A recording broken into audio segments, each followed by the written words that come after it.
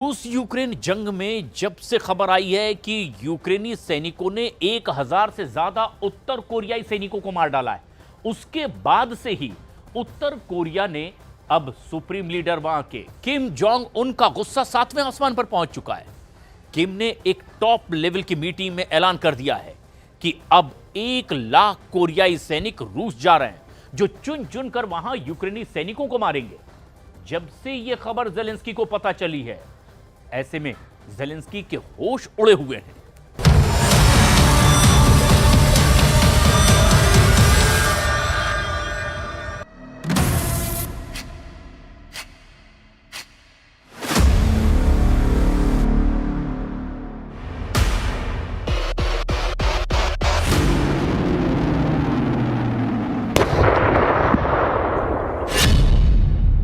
मार दिए 1000 सैनिक, किम ने भेजे 1 लाख सैनिक।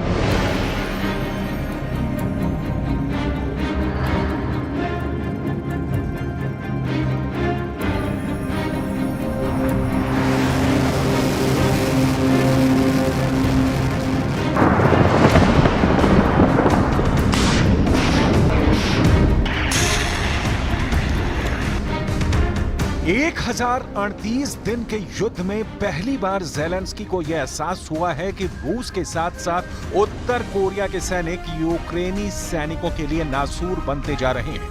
हम आपको दिखाने जा रहे हैं कि कैसे यूक्रेनी सेना 1000 कोरियाई सैनिकों को मारकर अब बुरी तरह से घबरा रही है।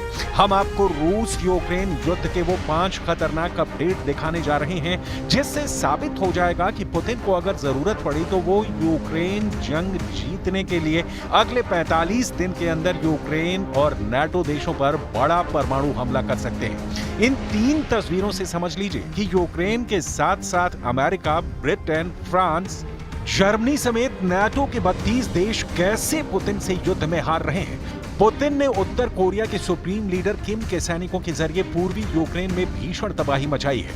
हम आपको बताएंगे कि किम के लड़ाकों ने कैसे और कहां यूक्रेन के 300 सैनिकों को भून डाला।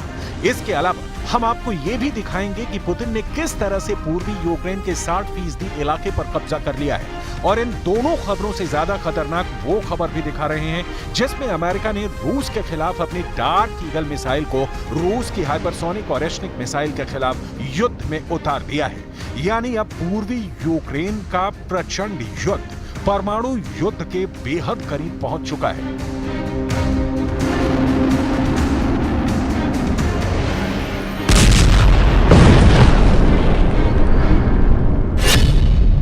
कोरिया ने मारे 300 यूक्रेनी सैनिक, यूक्रेन ने मारे 1000 कोरियाई सैनिक।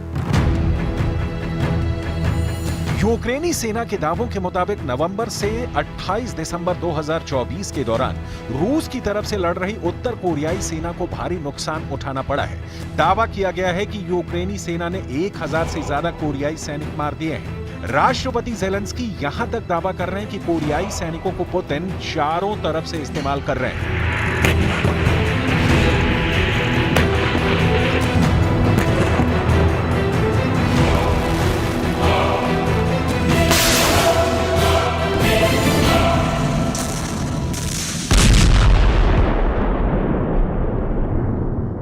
І ми бачимо, що російські військові та північнокорейські наглядачі взагалі не зацікавлені у виживанні цих корейців. Все у них робиться так, щоб для нас було неможливо захопити корейців в полон. Їх свої ж добивають, є такі факти, і в штурми росіяни їх посилають так, щоб у них було мінімум захисту.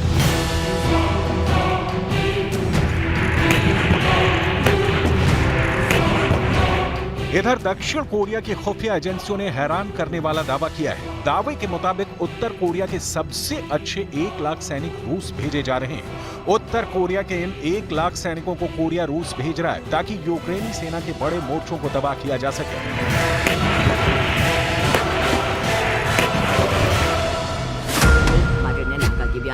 조이약 전술적 파업들이 제시됩니다.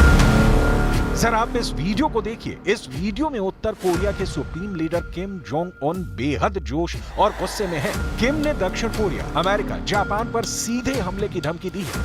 आप साफ देख सकते हैं कि किम के भाषण के दौरान कोरिया के कमांडर और जनरल जमकर तालियां बजा रहे हैं। 결석했습니다.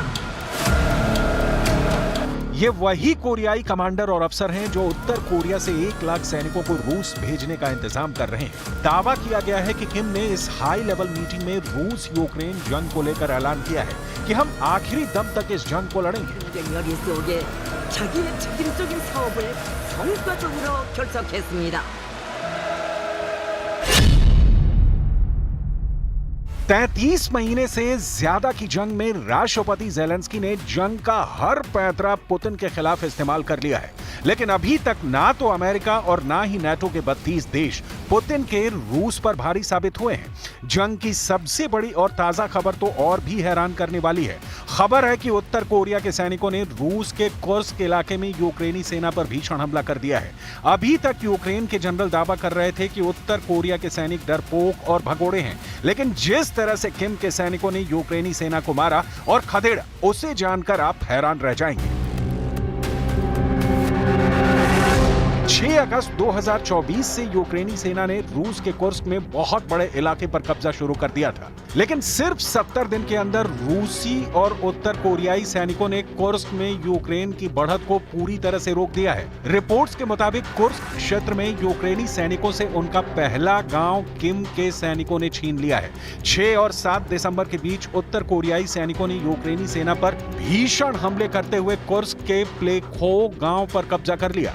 अमेरिकी मीडिया में दावा किया गया कि उत्तर कोरियाई सैनिकों के हमले में 300 से ज्यादा यूक्रेनी सैनिक मारे गए हैं। रिपोर्ट में यह भी बताया गया है कि यूक्रेनी सेना पर उत्तर कोरिया के स्पेशल फोर्स के कमांडो ने हमले किए हैं। कुछ रिपोर्ट्स में भी बताया गया है कि उत्तर कोरियाई कमांडो एक खदान के जरिए से 2 किलोमीटर चले, उसके बाद यूक्रेनी सेना के मोर्चों को पूरी तरह से तबाह और बर्बाद कर दिया। उत्तर कोरियाई कमांडो का यह ऑपरेशन 2.5 घंटे तक चला। इस ऑपरेशन में यह भी दावा किया गया कि उत्तर कोरिया के सैनिक यूक्रेन के 200 से 300 सैनिकों को पकड़ कर ले गए हैं। कुछ फुटेज के आधार पर यह भी दावा किया गया है कि उत्तर कोरियाई सैनिक 810वीं समुद्री ब्रिगेड के रूसी लड़ाकों के साथ हमले कर रहे थे। Institute for the study of war यानी ISW के मुताबिक 12 दिसंबर को कुर्स्क क्षेत्र में लड़ाई शुरू हुई थी, जिसमें रूसी सेना प्लेखो के उत्तर पश्चिम में आगे बढ़ी और गांव पर कब्जा कर लिया। Сьогодні вже є попередні дані про те, що росіяни почали застосовувати в штурмах солдатів з Північної Кореї. Помітну кількість. Росіяни включають їх у зведені підрозділи та використовують в операціях у районах Курської області. Поки що тільки там. Але ми маємо інформацію про те, що можливе застосування і на інших ділянках фронту. Втрати серед цієї категорії вже теж помітні. Фактично, Москва втягнула в цю війну ще одну державу.